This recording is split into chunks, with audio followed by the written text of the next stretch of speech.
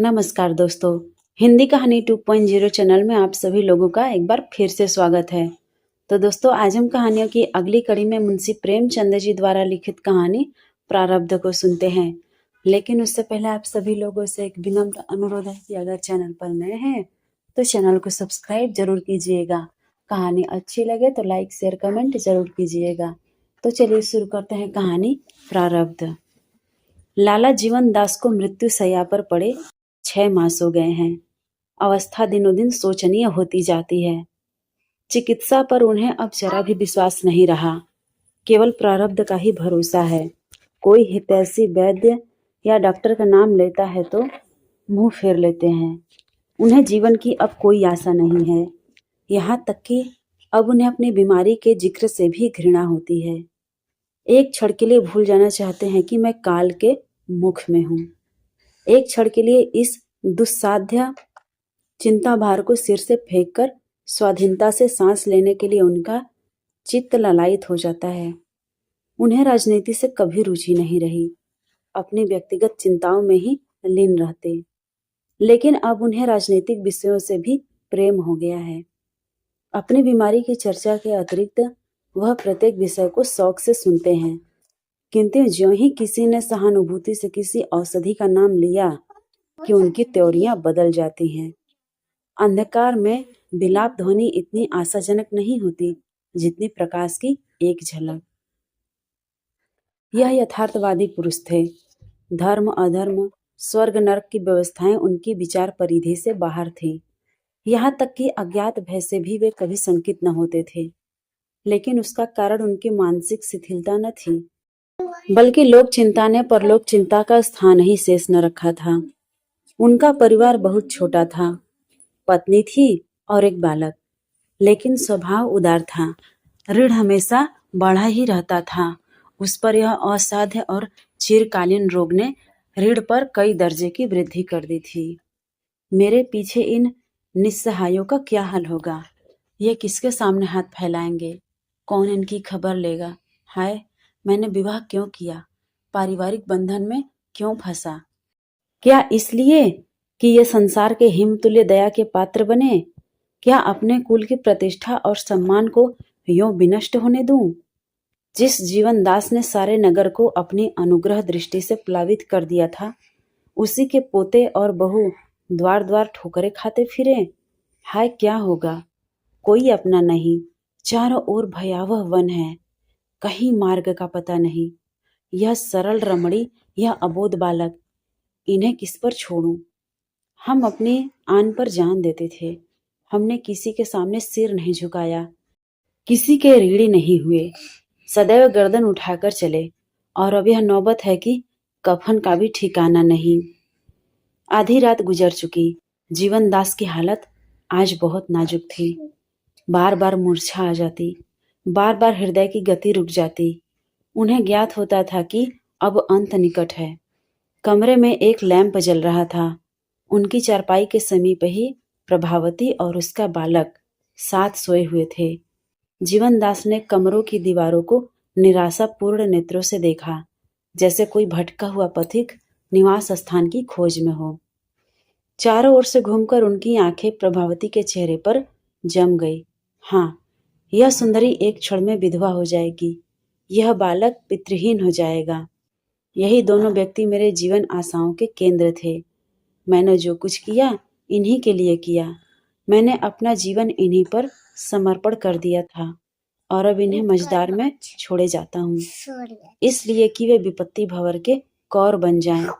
इन विचारों ने उनके हृदय को महसूस दिया। आंखों से आंसू बहने लगे। अचानक उनके विचार प्रवाह में एक विचित्र परिवर्तन हुआ। निराशा की जगह मुख पर एक दृढ़ संकल्प की आभा दिखाई दी, जैसे किसी गृह स्वामिनी की झिड़कियां सुनकर एक दिन भिक्षुक के तेवर बदल जाते हैं। नहीं, कदापि नहीं। मैं अपने प्रिय पुत्र और अपनी प्राण प्रिया पत्नी पर प्रारब्ध का अत्याचार न होने दूंगा। अपने कुल की मर्यादा को भ्रष्ट न होने दूंगा। अबला को जीवन की कठिन परीक्षा में नहीं डालूंगा। मैं मर रहा हूँ, लेकिन प्रारब्ध के सामने सिर न झुकाऊंगा। उसका दास नहीं, स्वामी बनूंगा। अपनी नौका को निर्दय तरंगों के आश्रित न बनने दूंगा। निसंदेह संसार मुंह बनाएगा, मुझे दुरात्मा, घातक, नराधम कहेगा, इसलिए कि उसके पाशविक आमोद में, उसकी पैशाचिक क्रीड़ाओं में एक व्यवस्था कम हो जाएगी। कोई चिंता नहीं, मुझे संतोष तो रहेगा कि उसका अत्याचार मेरा बाल भी बांका नहीं कर सकता। उसकी अनर्थ लीला से मैं सुरक्षित हूँ। जीवन दास के मुख पर वर्णहीन संकल्प अंकित था। वह संकल्प जो आत्महत्या का सूचक है। वह बिछौने से उठे, मगर हाथ पांव थरथर कांप रहे थे। कमरे की प्रत्येक वस्तु उन्हें आंखें फाड़ फाड़ कर देखती हुई जान पड़ती थी।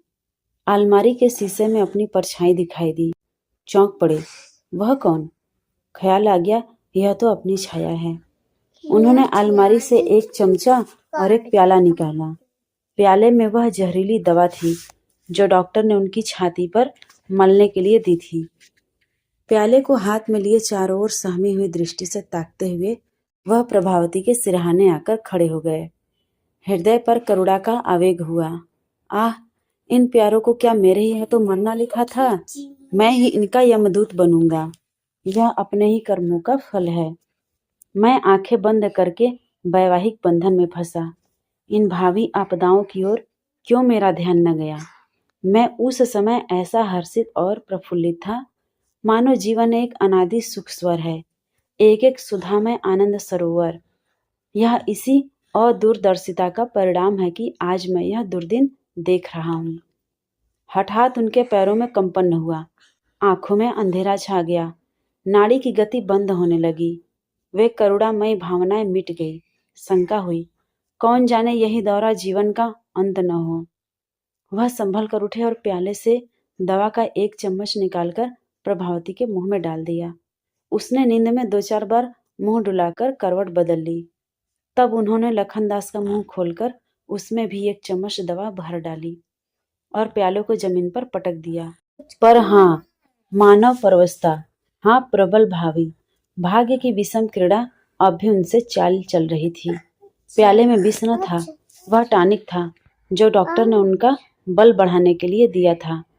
प्याले को रखते ही उनके कांपते हुए पैर स्थिर हो गए। मूर्छा के सब लक्षण जाते रहे। चित्त पर भय का प्रकोप हुआ। वह कमरे में एक क्षण भी न ठहर सके। हत्या प्रकाश का भय हत्या कर्म से भी कहीं दारुण था। उन्हें दंड की चिंता न थी, पर निंदा और तिरस्कार से बचना चाहते थे। वह घर से इस तरह बाहर निकले जैसे किसी ने उन्हें ढकेल दिया हो। उनके अंगों में कभी इतनी स्फूर्ति न थी। घर सड़क पर था। द्वार पर एक तांगा मिला, उस पर जा बैठे। नाड़ियों में विद्युत शक्ति दौड़ रही थी। तांगे वाले ने पूछा, कहाँ चलूं? जीवनदास बोले, जहाँ चाहो। तांगे वाला बोला, स्टेशन चलूं? जीवनदास बोले, वहीं सही। तांगे वाला फिर बोला, छोटी लाइन चलूं या बड़ी लाइन? जीवनदास बोले, जहाँ गाड़ी जल्दी मिल जाए। तांगे वाले ने उन्हें कौतूहल से देखा, परिचित था। बोला, आपकी तबीयत अच्छी नहीं है क्या? और कोई साथ न जाएगा? जीवनदास ने जवाब दिया, नहीं, मैं अकेला ही जाऊंगा। तांगे वाला बोला, आप कहाँ जाना चाहते हैं? जीवनदास बोला, बहुत बातें न करो, यहाँ से जल्दी चलो। तांगे वाले ने घोड़े को चाबुक लगाया और स्टेशन की ओर चला। जीवनदास वहां पहुंचते ही तांगे से कूद पड़े और स्टेशन के अंदर चले। तांगे वाले ने कहा, पैसे? जीवनदास को अब ज्ञात हुआ कि मैं घर से कुछ लेकर नहीं चला, यहाँ तक कि शरीर पर वस्त्र भी न थे। बोले, पैसे फिर मिलेंगे। तांगे वाला बोला, आप न जाने कब लौटेंगे। जीवनदास बोला, मेरा जूता नया है, ले लो। तांगे वाले का आश्चर्य और भी बढ़ा। समझा इन्होंने शराब पी है, अपने आपे में नहीं है। चुपके से जूते लिए और चलता हुआ। गाड़ी के आने में अभी घंटों की देर थी। जीवनदास प्लेटफॉर्म पर जाकर टहलने लगे। धीरे धीरे उनकी गति तीव्र होने लगी, मानो कोई उनका पीछा कर रहा है। उन्हें इसकी बिल्कुल चिंता न थी कि मैं खाली हाथ हूँ। जाड़े के दिन थे, लोग सर्दी के मारे अकड़े जाते थे, किंतु उन्हें ओढ़ने बिछौने की भी सुध न थी। उनकी चैतन्य शक्ति नष्ट हो गई थी, केवल अपने दुष्कर्म का ज्ञान जीवित था। ऐसी शंका होती थी कि प्रभावती मेरे पीछे दौड़ी चली आती है। कभी भ्रम होता कि लखनदास भागता हुआ आ रहा है, कभी पड़ोसियों के धर पकड़ की आवाज कानों में आती थी। उनकी कल्पना प्रतिक्षण उत्तेजित होती जाती थी, यहाँ तक कि वह प्राण भय से माल के बोरों के बीच में जा छिपे। एक एक मिनट पर चौंक पड़ते थे और सशंक नेत्रों से इधर उधर देखकर फिर छिप जाते थे। उन्हें अब यह भी स्मरण न रहा कि मैं यहाँ क्या करने आया हूँ। केवल अपनी प्राण रक्षा का ज्ञान शेष था। घंटियां बजी, मुसाफिरों के झुंड आने लगे। कुलियों की बकझक, मुसाफिरों की चीख और पुकार, आने जाने वाले इंजनों की धक धक से हाहाकार मचा हुआ था। किंतु जीवनदास उन बोरों के बीच में इस तरह पैंतरे बदल रहे थे मानो वे चैतन्य होकर उन्हें घेरना चाहते हैं। निदान गाड़ी स्टेशन पर आकर खड़ी हो गई। जीवनदास संभल गए, स्मृति जागृत हो गई। लपक कर बोरों में से निकले और एक कमरे में जा बैठे। इतने में गाड़ी के द्वार पर खटखट की ध्वनि सुनाई दी। जीवनदास ने चौंक कर देखा, टिकट का निरीक्षक खड़ा था। उनकी अचेतावस्था भंग हो गई। वह कौन सा नशा है जो मार के आगे भाग न जाए? व्याधि की शंका संज्ञा को जागृत कर देती है। उन्होंने शीघ्रता से जलगृह खोला और उसमें घुस गए। निरीक्षक ने पूछा, और कोई नहीं? मुसाफिरों ने एक स्वर से कहा, अब कोई नहीं है। जनता को अधिकारी वर्ग से एक नैसर्गिक द्वेष होता है। गाड़ी चली तो जीवनदास बाहर निकले। यात्रियों ने एक प्रचंड हास्य ध्वनि से उनका स्वागत किया। यह देहरादून मेल था। रास्ते भर जीवनदास कल्पनाओं में मगन रहे। हरिद्वार पहुंचे तो उनकी मानसिक अशांति बहुत कुछ कम हो गई थी। एक क्षेत्र से कंबल लाए, भोजन किया और वहीं पड़े रहे। अनुग्रह के कच्चे धागे को वह लोहे की बेड़ी समझते थे, पर दुरावस्था ने आत्मगौरव का नाश कर दिया था। इस भांति कई दिन बीत गए, किंतु मौत का तो कहना ही क्या। वह व्याधि भी शांत होने लगी, जिसने जीवन से निराश कर दिया था। उनकी शक्ति दिनों दिन बढ़ने लगी। मुख की कांति प्रदीप्त होने लगी। वायु का प्रकोप शांत हो गया, मानो दो प्रिय प्राणियों के बलिदान ने मृत्यु को तृप्त कर दिया था। जीवनदास को यह रोग निवृत्ति उस दारुण रोग से भी अधिक दुखदायी प्रतीत होती थी। वे अब मृत्यु आह्वान करते, ईश्वर से प्रार्थना करते कि फिर उसी जीर्णावस्था का दुरागम हो। नाना प्रकार के कुपथ्य करते, किंतु कोई प्रयत्न सफल न होता था। उन बलिदानों ने वास्तव में यमराज को संतुष्ट कर दिया था।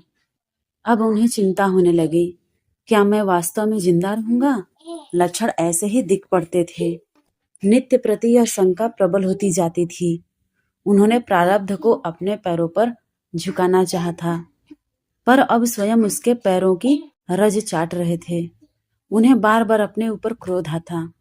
कभी व्यग्र होकर उठते कि जीवन का अंत कर दूं, तकदीर को दिखा दूं कि मैं अब भी उसे कुचल सकता हूं। किंतु उसके हाथों विकट यंत्रणा भोगने के बाद उन्हें भय होता था कि कहीं इससे भी जटिल समस्या न उपस्थित हो जाए, क्योंकि उन्हें उसकी शक्ति का कुछ कुछ अनुमान हो गया था। इन विचारों ने उनके मन में नास्तिकता के भाव उत्पन्न किए। वर्तमान भौतिक शिक्षा ने उन्हें पहले ही अनात्मावादी बना दिया था। अब उन्हें समस्त प्रकृति अनर्थ और अधर्म के रंग में डूबी हुई मालूम होने लगी। यहाँ न्याय नहीं, दया नहीं, सत्य नहीं। असंभव है कि यह सृष्टि किसी कृपालु शक्ति के अधीन हो और उसके ज्ञान में नित्य ऐसे विभत्स, ऐसे भीषण अभिनय होते रहे। वह न दयालु है, न वत्सल है। वह सर्वज्ञानी और अंतर्यामी भी नहीं। निस्संदेह वह एक विनाशिनी, वक्र और विकारमयी शक्ति है। सांसारिक प्राणियों ने उसकी अनिष्ट क्रीड़ा से भयभीत होकर उसे सत्य का सागर, दया और धर्म का भंडार, प्रकाश और ज्ञान का स्रोत बना दिया है। यह हमारा दीन विलाप है, अपनी दुर्बलता का अश्रुपात। इसी शक्तिहीनता को, इसी निस्सहायता को हम उपासना और आराधना कहते हैं और उस पर गर्व करते हैं। दार्शनिकों का कथन है कि यह प्रकृति अटल नियमों के अधीन है। यह भी उनकी श्रद्धालुता है। नियम जड़ और चैतन्य होते हैं, उनमें कपट के भाव कहाँ? इन नियमों का संचालक इस इंद्रजाल का मदारी अवश्य है, यह स्पष्ट है, किंतु वह प्राणी देवता नहीं, पिशाच है। इन भावों ने सनह सनह क्रियात्मक रूप धारण किया। सद्भक्ति हमें ऊपर ले जाती है और सद्भक्ति हमें नीचे गिराती है। जीवन दास की नौका का लंगर उखड़ गया। अब उसका कोई लक्ष्य न था और न कोई आधार। तरंगों में डामाडाल होती रहती थी। 15 वर्ष बीत गए। जीवन दास का जीवन आनंद और विलास में कटता था। रमणीक निवास स्थान था, सवारियां थी, नौकर चाकर थे, नित्य राग रंग होता रहता था। अब इंद्रिय लिप्सा उनका धर्म था, वासना तृप्ति उनका जीवन तत्व। वे विचार और विवेक के बंधनों से मुक्त हो गए थे। नीति और अनीति का ज्ञान लुप्त हो गया था। साधनों की भी कमी नहीं थी। बंधे बैल और खुले साण में बड़ा अंतर है। एक राती पाकर भी दुर्बल है, दूसरा घास पाते ही खाकर मस्त हो रहा है। स्वाधीनता बड़ी पोषक वस्तु है। जीवन दास को अब अपनी स्त्री और बालक की याद न सताती थी। भूत और भविष्य का उनके हृदय पर कोई चिन्ह न था। उनकी निगाह केवल वर्तमान पर रहती थी। वह धर्म को अधर्म समझते थे और अधर्म को धर्म। उन्हें सृष्टि का यह मूल तत्व प्रतीत होता था। उनका जीवन स्वयं इसी दुर्नीति का उज्जवल प्रमाण था। आत्मबंधन को तोड़कर वे जितने उत्सित हुए, वहां तक उन बंधनों में पड़े हुए उनकी दृष्टि भी न पहुंच सकती थी। जिधर आंख उठती अधर्म का साम्राज्य दिखाई पड़ता था। यही सफल जीवन का मंत्र था। स्वेच्छाचारी हवा में उड़ते हैं, धर्म के सेवक एड़ियां रगड़ते हैं। व्यापार और राजनीति के भवन, ज्ञान और भक्ति के मंदिर, साहित्य और काव्य की रंगशाला, प्रेम और अनुराग मंडलियां सब इसी दीपक से आलोकित हो रही हैं। ऐसी विराट ज्योति की आराधना क्यों न की जाए। गर्मी के दिन थे, संध्या का समय। हरिद्वार के रेलवे स्टेशन पर यात्रियों की भीड़ थी। जीवन दास एक गेरुए रंग की रेशमी चादर गले में डाले, सुनहरा चश्मा लगाए, दिव्य ज्ञान की मूर्ति बने हुए अपने सहचरों के साथ प्लेटफॉर्म पर टहल रहे थे। उनकी भेदक दृष्टि यात्रियों पर लगी हुई थी। अचानक उन्हें दूसरे दर्जे के कमरे में एक शिकार दिखाई दिया। यह एक रूपवान युवक था। चेहरे से प्रतिभा झलक रही थी। उसकी घड़ी की जंजीर सुनहरी थी। तंजेब की अचकन के बटन भी सोने के थे। जिस प्रकार बधिक की दृष्टि पशु के मांस और चर्म पर रहती है, उसी प्रकार जीवन दास की दृष्टि में मनुष्य एक भोग्य पदार्थ था। उनके अनुमान ने आश्चर्यजनक कुशलता प्राप्त कर ली थी और उससे कभी भूल न होती थी। वह युवक अवश्य कोई रईस है, सरल और गौरवशील भी है, अतएव सुगमता से जाल में फंस जाएगा। उस पर अपनी सिद्धता का सिक्का बिठाना चाहिए, उसकी सरल हृदयता पर निशाना मारना चाहिए। मैं गुरु बनूं, यह दोनों मेरे शिष्य बन जाएं। छल की घाते चले, मेरी अपार विद्वता, अलौकिक कीर्ति और अगाध वैराग्य का मधुर गान हो। शब्दाडंबरों के दाने बिखेर दिए जाएं और मृग पर फंदा डाल दिया जाए। यह निश्चय करके जीवनदास कमरे में दाखिल हुए। युवक ने उनकी ओर गौर से देखा, जैसे अपने भूले हुए मित्र को पहचानने की चेष्टा कर रहा हो। अब अधीर होकर बोला, महात्मा जी, आपका स्थान कहाँ है? जीवनदास प्रसन्न होकर बोला, बच्चा, संतों का स्थान कहाँ? समस्त संसार हमारा स्थान है। युवक ने पूछा, आपका शुभ नाम लाला जीवनदास तो नहीं है? जीवनदास चौंक पड़े। छाती बल्लियों उछलने लगी, चेहरे पर हवाइयां उड़ने लगी। कहीं यह खुफिया पुलिस का कर्मचारी तो नहीं है? कुछ निश्चय न कर सके, क्या उत्तर दूं, गुमसुम हो गए। युवक ने असमंजस में पड़े देखकर कहा, मेरी यह धृष्टता क्षमा कीजिएगा। मैंने यह बात इसलिए पूछी कि आपका श्रीमुख मेरे पिताजी से बहुत मिलता है। वे बहुत दिनों से गायब हैं। लोग कहते हैं सन्यासी हो गए। बरसों से उन्हीं की तलाश में मारा फिर रहा हूँ। जिस प्रकार क्षितिज पर मेघ राशि चढ़ती है और क्षण मात्र में संपूर्ण वायुमंडल को घेर लेती है, उसी प्रकार जीवनदास को अपने हृदय में पूर्व स्मृतियों की एक लहर सी उठती हुई मालूम हुई। गला फंस गया और आंखों के सामने प्रत्येक वस्तु तैरती हुई जान पड़ने लगी। युवक की ओर सचेष्ट नेत्रों से देखा। स्मृति सजग हो गई। उसके गले से लिपटकर बोले, लखू। लखनदास उनके पैरों पर गिर पड़ा। मैंने बिल्कुल नहीं पहचाना। एक युग हो गया। आधी रात गुजर चुकी थी। लखनदास सो रहा था और जीवनदास खिड़की से सिर निकाले विचारों में मगन थे। प्रारब्ध का एक नया अभिनय उनके नेत्रों के सामने था। वह धारणा जो अतीत काल से उनकी पथ प्रदर्शक बनी हुई थी हिल गई। मुझे अहंकार ने कितना विवेकहीन बना दिया था। समझता था मैं ही सृष्टि का संचालक हूँ। मेरे मरने पर परिवार का अधा पतन हो जाएगा। पर मेरी यह दुश्चिंता कितनी मिथ्या निकली। जिन्हें मैंने विष दिया वे आज जीवित हैं, सुखी हैं और संपत्तिशाली हैं। असंभव था कि लखू को ऐसी उच्च शिक्षा दे सकता। माता के पुत्र प्रेम और अध्यवसाय ने कठिन मार्ग कितना सुगम कर दिया। मैं उसे इतना सच्चरित्र, इतना दृढ़ संकल्प, इतना कर्तव्यशील कभी न बना सकता। यह स्वावलंबन का फल है। मेरा विष उसके लिए अमृत हो गया। कितना विनयशील, हंसमुख, निष्प्रिय और चतुर युवक है। मुझे तो अब उसके साथ बैठते भी संकोच होता है। मेरा सौभाग्य कैसे उदय हुआ। मैं विराट जगत को किसी पैशाचिक शक्ति के अधीन समझता था, जो दिन प्राणियों के साथ बिल्ली और चूहे का खेल खेलती है। हाँ मूर्खता, हाँ अज्ञान।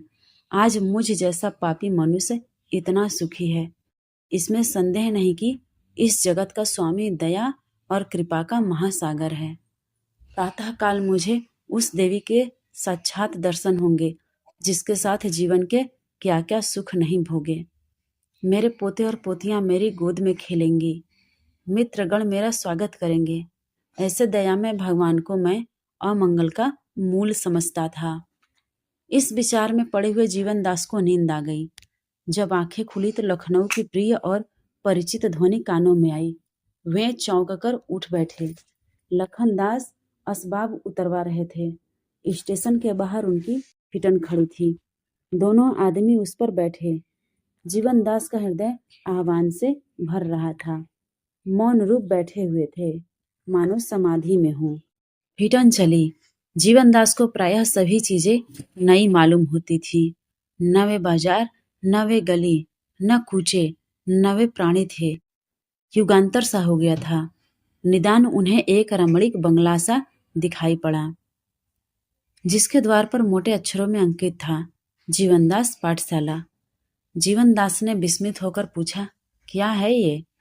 लखनदास ने कहा, माताजी ने आपके स्मृति रूप यह पाठशाला खोली है। कई लड़के छात्रवृत्ति पाते हैं। जीवनदास का दिल और भी बैठ गया। मुंह से एक ठंडी सांस निकल आई। थोड़ी देर के बाद फिटन रुकी। लखनदास उतर पड़े। नौकरों ने असबाब उतारना शुरू किया। जीवनदास ने देखा, एक पक्का 2 मंजिला मकान था। उनके पुराने खपरेल वाले घर का कोई चिन्ह न था। केवल एक नीम का वृक्ष बाकी था। 2 कोमल बालक बाबूजी कहते हुए दौड़े और लखनदास के पैरों से लिपट गए। घर में एक हलचल सी मच गई। दीवान खाने के पीछे एक सुंदर पुष्प वाटिका थी। जीवनदास ऐसे चकित हो रहे थे मानो कोई तिलिस्म देख रहे हों। रात्रि का समय था। 12 बज चुके थे। जीवनदास को किसी करवट नींद न आती थी। अपने जीवन का चित्र उनके सामने था। इन 15 वर्षों में उन्होंने जो कांटे बोए थे वे इस समय उनके हृदय में चुभ रहे थे। जो गड्ढे खोदे थे वे उन्हें निगलने के लिए मुंह खोले हुए थे। उनकी दशा में एक ही दिन में घोर परिवर्तन हो गया था। अभक्ति और अविश्वास की जगह विश्वास का अभ्युदय हो गया था, और यह विश्वास केवल मानसिक न था वरन प्रत्यक्ष था। ईश्वरीय न्याय का एक भयंकर मूर्ति के सदृश उनके सामने खड़ा था। उससे बचने की अब उन्हें कोई युक्ति नजर नहीं आती थी। अब तक उनकी स्थिति उस आग की चिंगारी के समान थी जो किसी मरुभूमि पर पड़ी हुई हो। उससे हानि की कोई शंका न थी। लेकिन आज वह चिंगारी एक खलिहान के पास पड़ी हुई थी। मालूम नहीं कब वह प्रज्वलित होकर खलिहान को भी भस्मीभूत कर दे। ज्यों-ज्यों रात गुजरती थी यह भय ग्लानि का रूप धारण करता जाता था। हाँ, शोक। मैं इस योग्य भी नहीं कि इस साक्षात क्षमा दया को अपना कलुषित मुंह दिखाऊं। उसने मुझ पर सदैव करुणा और वात्सल्य की दृष्टि रखी और यह शुभ दिन दिखाया। मेरी काली माँ उसकी उज्जवल कीर्ति पर एक काला दाग है। मेरी कलुषता क्या इस मंगल चित्र को कलुषित न कर देगी? मेरी पापाग्नि के स्पर्श से क्या हरा भरा उद्यान मटिया मेट न हो जाएगा? मेरी अपकीर्ति कभी न कभी प्रकट होकर स्कूल की मर्यादा और सम्मान को नष्ट न कर देगी? मेरे जीवन से अब किसको सुख है? कदाचित भगवान ने मुझे लज्जित करने के लिए, मुझे अपनी तुच्छता से अवगत कराने के लिए, मेरे गले में अनुताप की फांसी डालने के लिए यह अद्भुत लीला दिखाई है। हाँ, इसी कुल की मर्यादा रक्षा के लिए भीषण हत्याएं की थी। क्या अब जीवित रहकर भी वह इसकी दुर्दशा कर दूं, जो मरकर भी न कर सका? मेरे हाथ खून से लाल हो रहे हैं। परमात्मा, वह खून रंग न लाए। यह हृदय पापों के कीटाणुओं से जर्जर हो रहा है। भगवान, यह कुल उनके अछूते से बचा रहे। इन विचारों ने जीवन दास में ग्लानि और भय के भावों को इतना उत्तेजित किया कि वह विकल हो गए। जैसे पड़ती भूमि में बीज का असाधारण विकास और प्रसार होता है, उसी प्रकार विश्वासहीन हृदय में जब विश्वास का बीज पड़ता है तो उसमें सजीवता और विकास का प्रादुर्भाव होता है। उसमें विचार के बदले व्यवहार का प्राधान्य होता है। आत्मसमर्पण उसका विशेष लक्ष्य होता है। जीवन दास को अपने चारों तरफ एक सर्वव्यापी शक्ति, एक विराट आत्मा का अनुभव हो रहा था। प्रतिक्षण उनकी कल्पना सजग और प्रदीप्त होती जाती थी। अपने जीवन की घटनाएं ज्वाला शिखा बन बनकर उस घर की ओर, उसे मंगल और आनंद के निवास भवन की ओर दौड़ती हुई जान पड़ती थी, मानो उसे निगल जाएंगी। पूर्व की ओर आकाश अरुण वर्ण हो रहा था। जीवन दास की आंखें भी अरुण थीं। वे घर से निकले, हाथ में केवल धोती थी। उन्होंने अपने अनिष्टमय अस्तित्व को मिटा देने का निश्चय कर लिया था। अपनी पापाग्नि की आंच से अपने परिवार को बचाने का संकल्प कर चुके थे। प्राणापण से अपने आत्मा शोक और हृदय दाह को शांत करने पर उद्यत हो गए थे। सूर्योदय हो रहा था। उसी समय जीवनदास गोमती की लहरों में समा गए। तो दोस्तों, आज की मुंशी प्रेमचंद जी द्वारा लिखित कहानी प्रारब्ध आपको कैसी लगी, कमेंट करके ज़रूर बताइएगा। और अगर चैनल पर नए हैं तो चैनल को सब्सक्राइब ज़रूर कीजिएगा और अपने दोस्तों को भी शेयर कीजिएगा।